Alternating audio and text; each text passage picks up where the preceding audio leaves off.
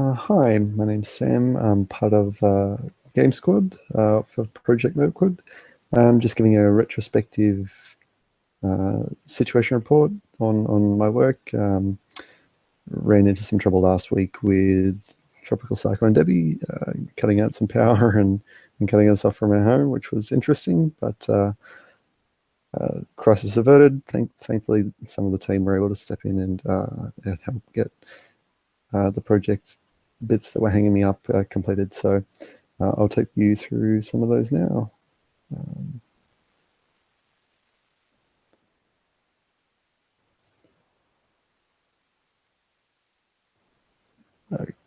okay.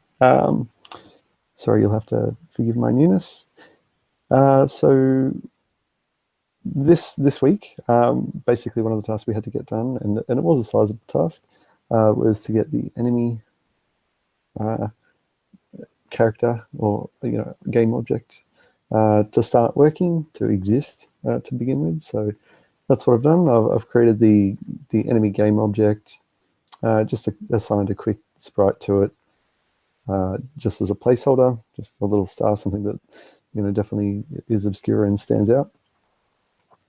And started assigning some scripts for basic enemy behavior. Headed down the path of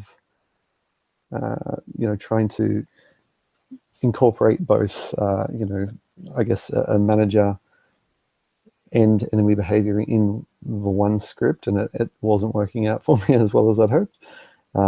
So I had started down the path of splitting out the unique behavior of an enemy, the AI side of it versus the spawning or the map generation of the game objects of enemies inside the game. So that's where we've gotten to.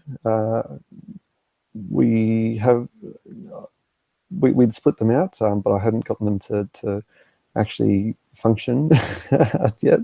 But luckily, some help from a team from Alex. He stepped in and helped get those to work. So that's what we've got here.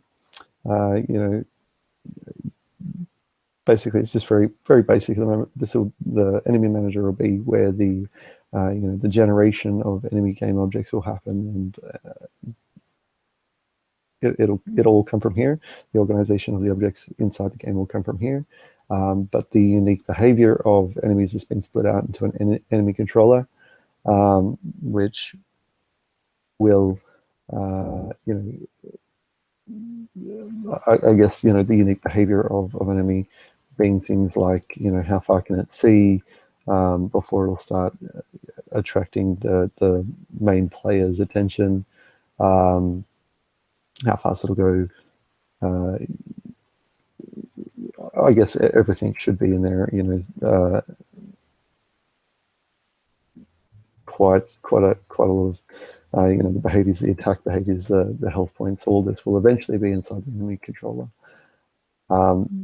We decided on using raycasting as a means of detecting whether there was anything in between the player and the enemy to get the, I guess, to find out if the line of sight was obstructed by any colliders.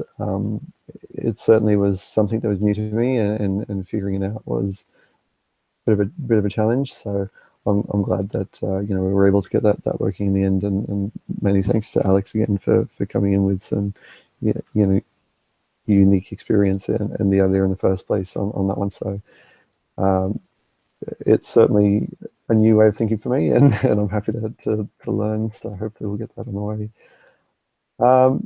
It's currently working, which is really good. I guess it was a sizable first chunk to get off the block. So to get the enemy moving, detecting whether or not there is the player around, and also the player object was what we got knocked over this week. And to get that done with like I said, the environmental challenges that I've had over the past week, that's really good. yeah, so that's all from me. You've already heard from the rest of the team, so cheers.